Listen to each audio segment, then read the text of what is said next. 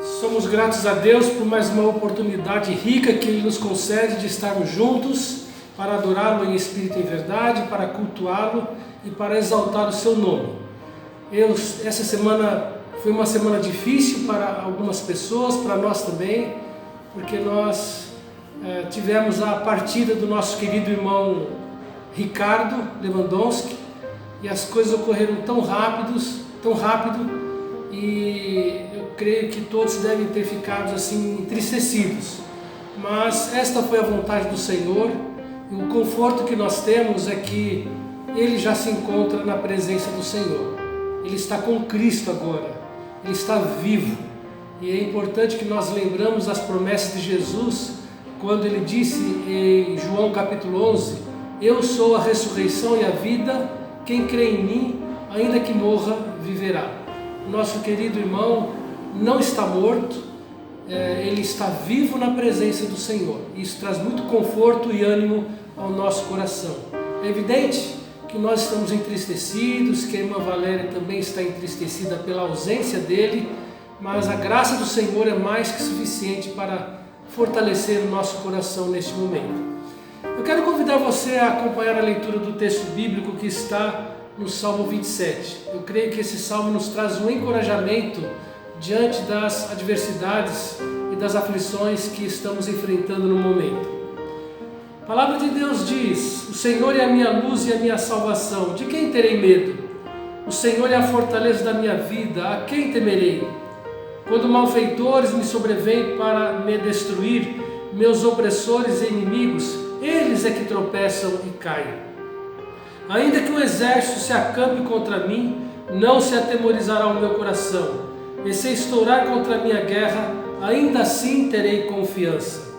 Uma coisa peço ao Senhor e a buscarei, que eu possa morar na casa do Senhor todos os dias da minha vida, para contemplar a beleza do Senhor e meditar no seu templo.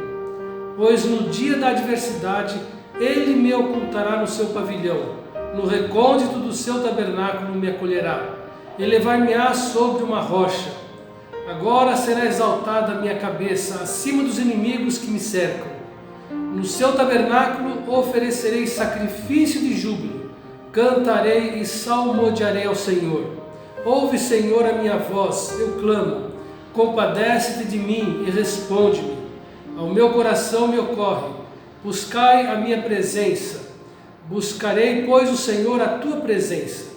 Não me escondas, Senhor, a tua face. Não rejeites com ira o teu servo. Tu és o meu auxílio. Não me recuses, nem me desampares, ó Deus da minha salvação. Porque se meu pai e minha mãe me desampararem, o Senhor me acolherá. Ensina-me, Senhor, o teu caminho e guia-me por vereda plana. Não me deixes à vontade dos meus adversários, pois contra mim se levantam falsas testemunhas e os que só respiram crueldade. Eu creio que verei a bondade do Senhor na terra dos viventes. Espera pelo Senhor, tem bom ânimo, fortifique-se o teu coração, espera, pois, pelo Senhor. Amém? Que a nossa esperança esteja unicamente no nosso Senhor. Oremos. Pai, mais uma vez nos alegramos, apesar de termos passado uma semana triste, mas podemos nos alegrar no Senhor, na Tua presença, porque nós esperamos e confiamos nas Tuas preciosas promessas. Obrigado porque o nosso querido irmão está na presença do Senhor, desfrutando da alegria e das alegrias eternais. E agora, Pai, que o Espírito do Senhor console a nossa querida irmã Valéria, os parentes do irmão Ricardo, e o coração de todos aqueles que estão entristecidos pela ausência dele. Mas ele está com o Senhor, isso conforta e encoraja o nosso coração. Abençoa, Deus, o culto desta manhã, fala conosco, transforma a nossa vida, ó Deus, e fortalece-nos para que possamos continuar caminhando diante da presença do Senhor, fazendo aquilo que te agrada. Por isso nós oramos no nome do nosso Senhor Jesus Cristo. Amém.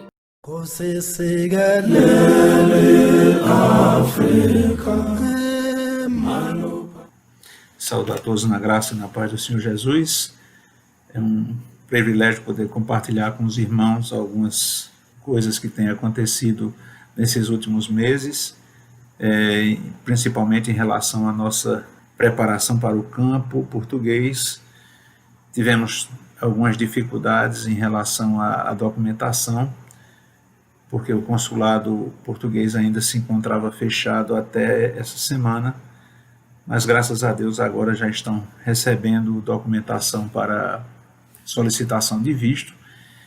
Nós estamos fechando as documentações necessárias, porque devido ao fechamento do consulado, alguns documentos que nós precisamos têm prazo de validade e nós tivemos que esperar até termos uma confirmação da abertura do consulado, porque estava tudo muito imprevisível.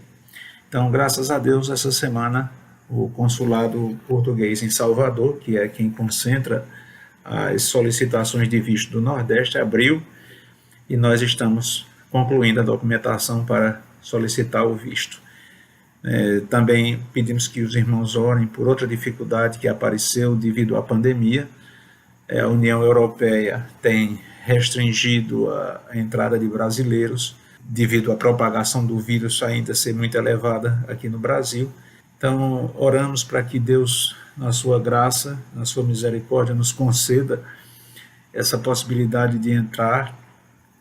Deus já fez tantas coisas que aos nossos olhos eram impossíveis, então continuamos orando para que Deus abra mais uma vez essa porta e nós possamos chegar ao campo pelo menos até meados de agosto. As meninas precisam ser matriculadas, que o ano letivo em Portugal começa em setembro.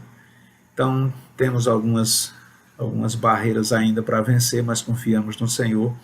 Estamos embaixo da autoridade dele, a serviço dele, então essa é a nossa confiança. Também pedimos que os irmãos orem pelo nosso sustento. Tivemos algumas perdas, como os irmãos já sabem, e devido à pandemia essas perdas aumentaram. Estamos orando, já tivemos algumas experiências com o euro muito elevado, o que reduz bastante o poder de compra e também o que se usa em ministério. Mas confiamos no Senhor que, da mesma forma que chegamos na Gâmbia com sustento completo, chegaremos em Portugal com sustento completo. O Deus é o mesmo, a obra é a mesma, só mudou o lugar.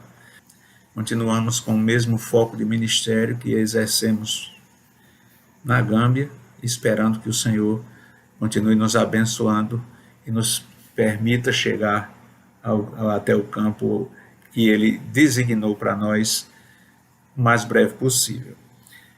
Agradecemos aos irmãos as orações, as ofertas, a fidelidade que os irmãos têm tido, mesmo nesses tempos tão difíceis, mas graças a Deus temos recebido o sustento e oramos para que Deus retribua a cada um de vocês toda a generosidade de vocês em relação à obra do Senhor, também através do nosso ministério.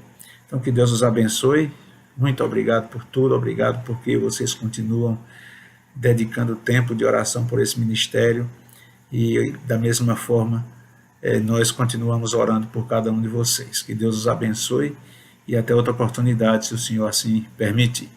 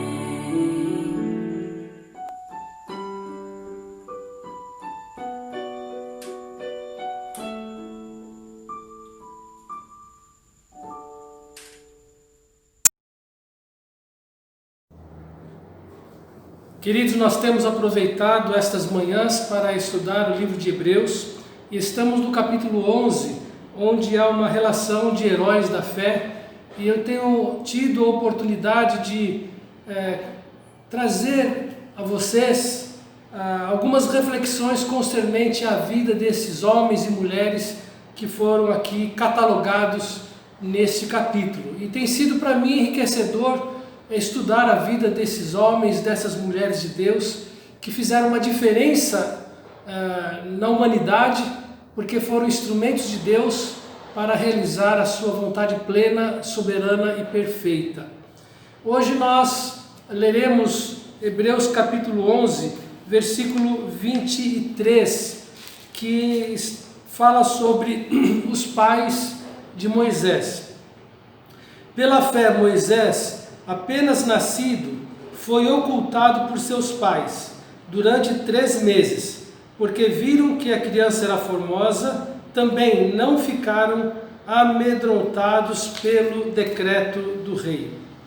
Os pais de Moisés. Eu quero fazer uma pausa neste momento e eu quero perguntar: você sabe qual é o nome dos pais de Moisés? Qual é o nome do pai de Moisés?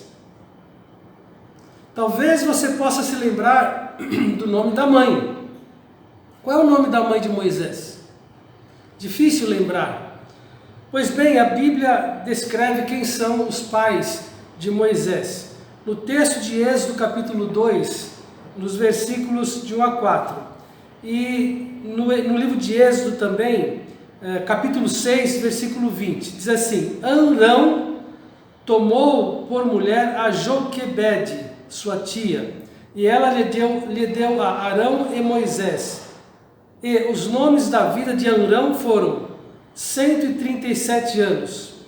E também no livro de Êxodo, capítulo 2, de 1 a 4, nós sabemos que Joquebede teve uma filha chamada Miriam.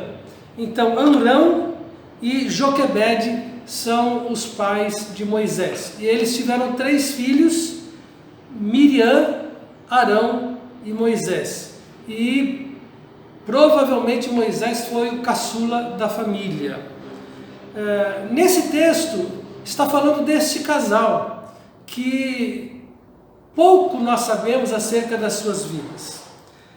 Os pais de Moisés eram tementes a Deus, e mesmo diante de um reino poderoso de Faraó, um reino idólatra e ímpio, eles demonstraram uma vida de piedade e de temor a Deus.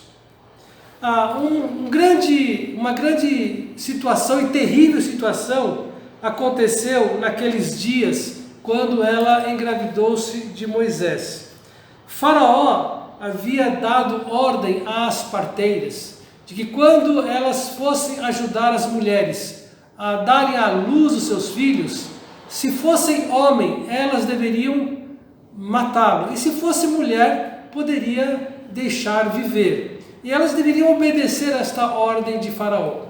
Mas no texto de Êxodo capítulo 1, versículos 15 a 21, nós lemos que elas não obedeceram a esta ordem de Faraó. A Bíblia fala que nós devemos obedecer às autoridades constituídas. E num certo sentido, Faraó era uma autoridade não somente para os egípcios, mas também era uma autoridade para os hebreus que viviam ali naquela região e eram escravos de Faraó.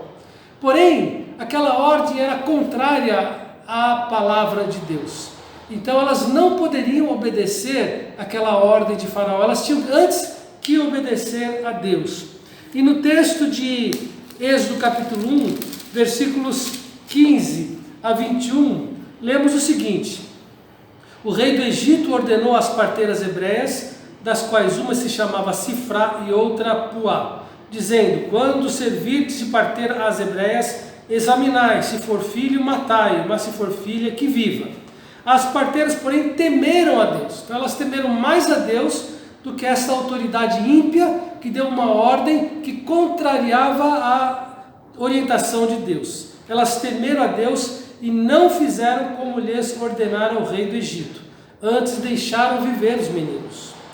responderam as parteiras a Faraó: é que as mulheres hebreias não são como as egípcias, são vigorosas, e antes que lhes chegue a parteira, já deram à luz os seus filhos.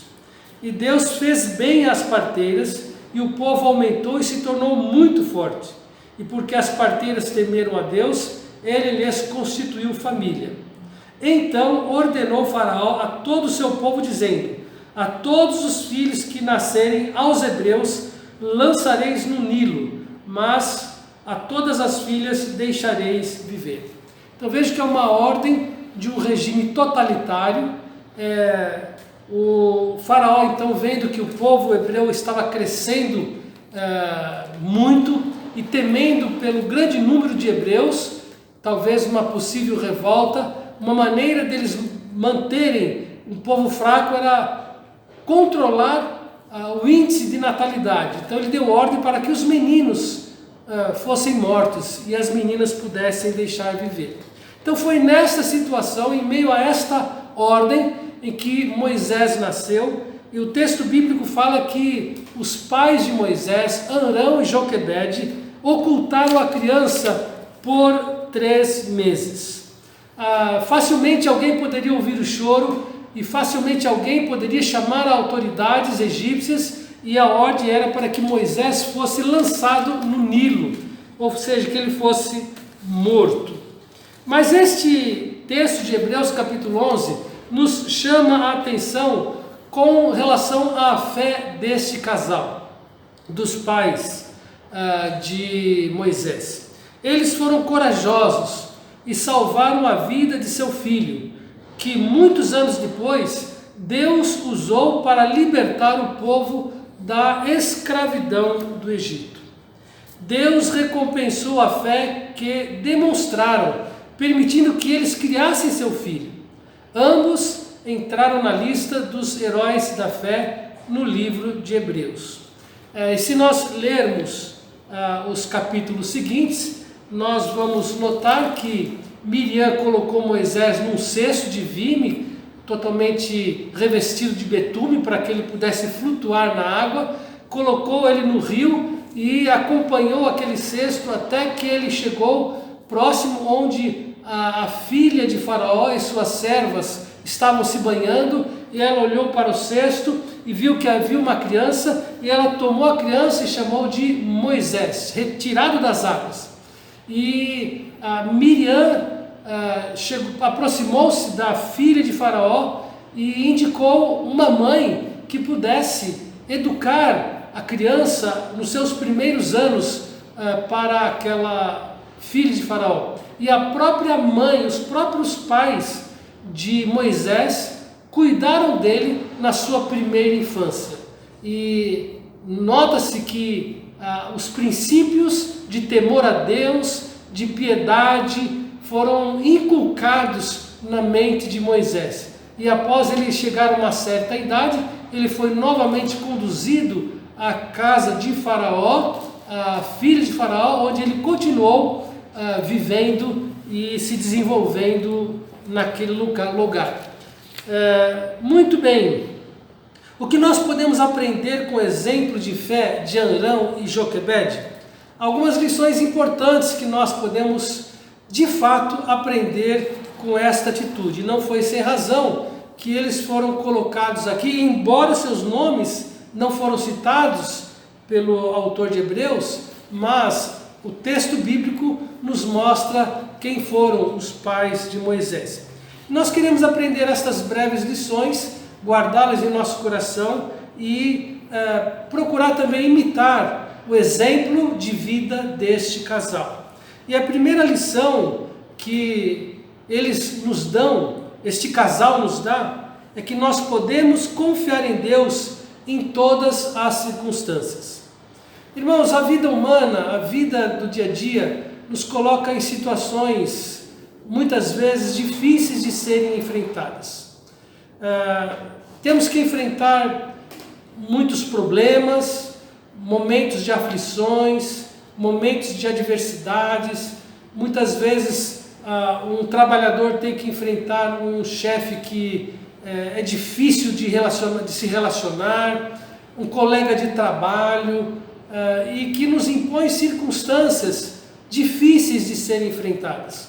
Muitas vezes temos que enfrentar a notícia de uma doença incurável, e nós temos a consciência de que aquela doença levará aquela pessoa à morte depois de um período de tempo.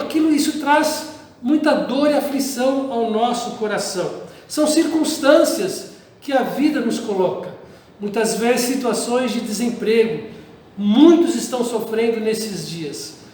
O número de desempregados aumentou assustadoramente. E não fosse a ajuda do governo para aliviar esse momento, a situação seria terrivelmente pior. Mas são as circunstâncias, e hoje nós estamos enfrentando a circunstância desta pandemia, que tem trazido aflição aos nossos corações. Mas a lição que podemos tirar é que em todo o tempo da história da humanidade, nós passamos por momentos de adversidade. Eu me lembro uma vez que eu ouvi uma mensagem de um pregador que, falando sobre a adversidade como algo até natural à existência humana, quando Adão e Eva pecaram e foram expulsos do paraíso, Adão virou-se para Eva e disse: estamos passando momentos difíceis e de adversidade. Então, desde o jardim do Éden, o homem, a mulher, o ser humano passa por períodos de adversidade e de circunstâncias difíceis. Mas o texto nos ensina que nós podemos confiar em Deus em todas as circunstâncias da nossa vida. O texto de Hebreus, quando cita este casal, menciona que eles não temeram. Versículo que nós lemos aqui sobre a criança, diz assim: não ficaram amedrontados pelo decreto do rei. Eles sabiam em quem confiar. A fé deles estava num Deus soberano, poderoso, que está acima de todas as coisas, que tem o controle da história, e eles não ficaram amedrontados. Eles permaneceram confiantes no Senhor. A segunda lição que nós podemos tirar do exemplo deste casal, irmãos, é que nós devemos nos revestir de coragem em tempos difíceis. A pergunta é: será que nós teremos tempos difíceis? A pergunta é: quando nós teremos tempos difíceis? Eles virão, e eles vêm para todas as pessoas. E é nesse momento em que nós temos que demonstrar coragem em nossa vida e descansar no fato de que não estamos sozinhos, que Deus está conosco.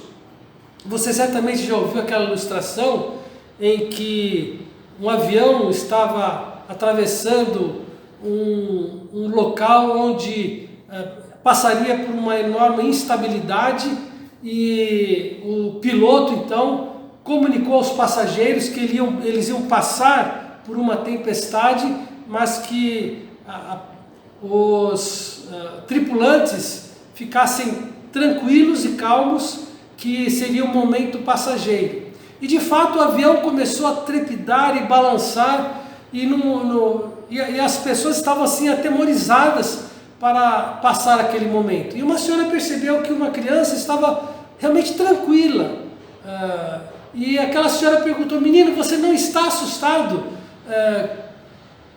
com este momento que estamos passando? E ele então se virou-se para ela e falou assim: não, o meu pai é o piloto. Então aquela criança estava tranquila, porque ela conhecia o seu pai, e naquele momento aquele avião estava nas mãos do seu pai, e ele confiava no seu pai. Então, irmãos, nós devemos também entender que os momentos difíceis virão e que nós devemos nos imbuir de coragem. Foram estas mesmas palavras que Deus falou para Josué. Josué foi convocado a conquistar a terra de Canaã. Evidentemente ele ia passar por lutas, ele teria que enfrentar inimigos e oposições, mas Deus disse para Josué, tão somente ser forte e muito corajoso. Então, a orientação é que ele tivesse coragem para fazer segundo toda a lei que o servo Moisés havia lhe ordenado. No versículo 9 de Josué 1, mais uma vez, ser forte e corajoso, não temas, não te espantes, porque o Senhor teu Deus é contigo por onde quer que andares. Então, irmãos, tempos difíceis fazem parte da vida humana. Não somente para os incrédulos, para os crentes, para os salvos também. Mas a diferença é que nós temos Deus que está conosco. E nós temos que ter coragem para enfrentar esses momentos difíceis. A terceira lição que podemos tirar do exemplo deste casal, irmãos, é que nós devemos obedecer a Deus, mesmo quando nós corremos perigo. A palavra de Deus está acima de tudo. As orientações de Deus têm que ser a prioridade na nossa vida. E independentemente do fato de termos que correr perigo, nós temos que obedecer à palavra de Deus. Foi isto também que Deus disse para Josué: sê forte e corajoso, tu farás este povo herdar a terra que sob juramento prometi dar a seus pais. Então somente, sê forte e muito corajoso, para teres o cuidado de fazer segundo toda a lei que meu servo Moisés te ordenou. Dela não te desvies, nem para a direita, nem para a esquerda, para que sejas bem-sucedido por onde quer que andares. Vejam que os pais de Moisés estavam sob uma ordem de um faraó ímpio, perverso, mau, que deu uma ordem contrária aos princípios de Deus. E eles não temeram, e eles preferiram obedecer a Deus. Eles estavam também correndo risco de morte, porque faraó facilmente poderia decretar a pena de morte para este casal por ter desobedecido a sua ordem. Mas eles preferiram obedecer a Deus do que obedecer à ordem de faraó. Eles esconderam a criança, correndo o risco de alguém ouvir o choro da criança e entregar o casal, e eles terem que responder com suas vidas pela desobediência àquele decreto do rei. Mas eles decidiram obedecer a Deus, mesmo correndo o perigo de serem descobertos. Mas eles confiaram em Deus, eles obedeceram a Deus. Irmãos, nós temos que obedecer a Deus em todas as circunstâncias. E muitas vezes, irmãos, ter uma vida honesta, justa, reta e irrepreensível nos coloca numa posição muitas vezes de a possibilidade de perder o emprego, perder um bom negócio. Eu me lembro uma vez quando eu estava negociando a compra de uma casa e conversando com o corretor, ele disse: olha, você declara que você recebe tanto para que o seu processo seja aprovado. E eu disse: não, eu não posso dar a informação de que eu recebo algo que que não é verdade. Se for assim, eu prefiro não comprar esse imóvel. E às vezes nós caímos no laço de Satanás de desobedecer a Deus, passando informações imprecisas e inverídicas para assegurar aquilo que nós imaginamos que possa ser um bom negócio. E eu decidi, naquele momento, não fazer um negócio, porque eu teria que mentir, e eu decidi que eu iria ficar com a verdade. Então nós devemos obedecer a Deus em todas as circunstâncias da nossa vida, mesmo quando nós corremos algum perigo, ou seja, de prejuízo, ou até de perder a vida, como foi o caso aqui de Amram e Joquebede. E a quarta lição que nós podemos extrair do exemplo de vida deste casal, irmãos, é que Deus recompensa quando nós a Ele obedecemos. Deus recompensa a obediência, irmãos. Não imagine que Deus é indiferente às nossas atitudes. Deus olha para nós, Ele vê que nós estamos agindo em obediência à sua palavra, e Ele traz a recompensa. E Ele fez isto com este casal. Eles desobedeceram a ordem de Faraó por temor a Deus. Deus deu a eles sabedoria sobre como proceder e o que fazer. E eles então colocaram Moisés ali naquela cesta, e Moisés foi conduzido até a filha de Faraó, e Deus poupou a vida de Moisés, e não somente poupou a vida dele, mas deu ao casal a bênção de poder criá-los na primeira infância e inculcar em sua mente os princípios de temor e de obediência a Deus. Deus recompensa aqueles que lhe obedecem. A promessa que Deus fez para Josué foi isto: dela não se desvie, ou seja, da palavra de Deus, da lei do Senhor, nem para a direita e nem para a esquerda, para que sejas bem-sucedido por onde quer que andares. Então é uma promessa de Deus. Todos aqueles que decidem obedecer a Deus são recompensados pela obediência. Irmãos, naquele exemplo que eu dei, quando eu iria fazer a compra da primeira casa e não deu certo, é evidente que a princípio a gente fica meio entristecidos, parece que perdemos um bom negócio, mas Deus foi bom que no momento certo, na hora certa, a oportunidade chegou, e o imóvel que Deus permitiu que eu comprasse no futuro foi bem melhor do que aquela primeira que eu achava que seria a melhor.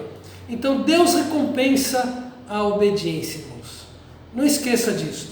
E a última lição que podemos aprender do exemplo deste casal é que Deus pode usar pequenas ações nossas para transformar muitas vidas. Irmãos, nós não temos ideia que muitas vezes uma pequena atitude de obediência Deus pode estar usando para mover muitas coisas e trazer bênçãos para muitas pessoas. Olhe que quando eles decidiram obedecer a Deus e esconder Moisés e enfrentar o decreto do rei, uma pequena ação que parece simples, pequena, mas eles pouparam a vida de Moisés, e Deus preparou a vida deste menino. Ele cresceu na sua primeira infância aprendendo dos princípios de temor a Deus. Depois ele foi colocado lá no Egito, e ele pôde aprender nas melhores escolas naquele tempo, num país que nós podemos dizer de uma nação de primeiro mundo. Ele estudou todas as ciências que os alunos poderiam aprender na melhor escola que pudesse existir naquele tempo, mas Deus usou todas essas circunstâncias para preparar Moisés para se tornar o grande libertador daquela nação que vivia escrava há 400 anos. Mas Deus iria usar Moisés para trazer a libertação para este povo e conduzi-lo à terra prometida. Olha, uma pequena ação trouxe uma consequência tão grande de bênção para toda uma nação. Irmãos, nós não temos ideia do que Deus pode estar fazendo dos nossos pequenos atos. Nós não temos ideia. Deus pode estar realizando grandes coisas através de pequenos atos que nós temos de obediência a Deus. Deus pode usar pequenas ações nossas para transformar muitas vidas. Então, irmãos, essas são as lições que nós podemos aprender do exemplo da vida deste casal. Recapitulando, irmãos, só para refrescar a nossa memória. Primeira lição: podemos confiar em Deus em todas as circunstâncias. Muitas circunstâncias difíceis virão, mas podemos confiar em Deus. Segunda, devemos nos revestir de coragem nos tempos difíceis, lembrando que não estamos sozinhos, mas Deus está conosco. Devemos obedecer a Deus mesmo quando corremos perigo. Deus requer obediência da nossa parte. Quarto, Deus nos recompensa quando nós o obedecemos. A recompensa virá, ela é certa, irmãos. pode aguardar, vale a pena obedecer. E por último, Deus pode usar pequenas ações nossas para transformar muitas vidas. E que você siga o exemplo deste casal e torne-se um canal de bênção para muitas pessoas neste mundo. Vamos curvar as nossas cabeças e vamos orar ao Senhor. Mais uma vez, Deus, agradecemos pelas lições que nós aprendemos através do exemplo da vida deste casal. Pouco comentado na Bíblia, Senhor, quase um casal anônimo, mas que foi um casal grandemente usado nas tuas mãos para preservar a vida de Moisés. E este Moisés se tornou, segundo a tua orientação, o grande libertador do povo de Israel da escravidão do Egito. Assim, Senhor, que nós também possamos seguir estes exemplos, desfrutar de todas estas bênçãos e das lições que nós aprendemos nesta manhã. Pois nós oramos no nome de Jesus. Amém, Senhor.